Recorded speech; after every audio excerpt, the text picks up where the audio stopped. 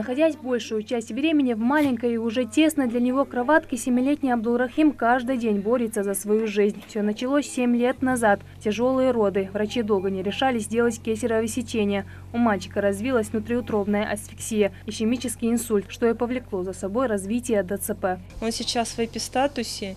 Как только мы снимаем кислород, у него серийные судороги, один за другим. И все, чем дальше, тем затяжные приступы, они все дольше и дольше длятся. Обычная жизнь обычного ребенка со всеми детскими развлечениями и озорными играми. Для Абдулрахима это только мечта. Единственная радость для него – это редкие прогулки на свежем воздухе. Но так как мальчик совсем не может сидеть, а обычные коляски не обеспечивают должной анатомической опоры, то и в этом приходится себя ограничивать. Нужно специальное кресло. Но для семьи Мациевых это слишком дорогое удовольствие. Поэтому Залина обратилась через уполномоченную по правам человека, которая и отправила обращение к главе республики с просьбой помочь приобрести для Абдулрахима коляску. Я с коляской и аппарат, и жизненно необходимый аппарат. С коляской, потому что масхан хамешки вжали тқамхети, из ква арвака догдуах. Так маскат ходяха ухжмарвела лилви магатсун.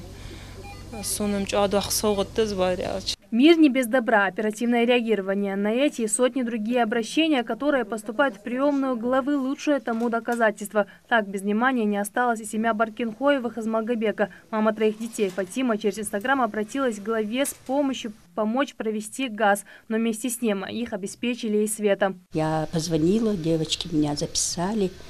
Через определенное время позвонили и сказали, что будет прием 3 часа. Я поехала туда.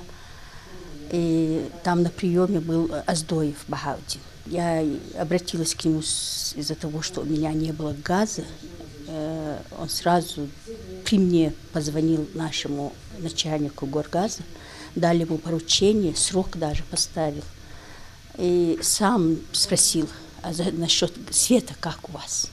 За год в приемной главы и правительства накапливаются тысячи вопросов. Каждое обращение так или иначе не остается без ответа. Любой нормальный человек, он откликнется на такие вещи, ему будет очень тяжело на это смотреть.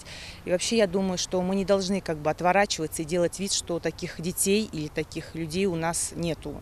Они есть, мы должны постоянно думать об этих людях, потому что сами себе помочь они не всегда имеют возможность. В нашей республике немало семей, которые нуждаются в поддержке. И очень важно, чтобы общество понимало, оказать помощь – это не только обязанность государства, а также долг каждого мусульманина. Жирайдат Халухоева, Адам Далаков, Медет Мержоев, Новости 24.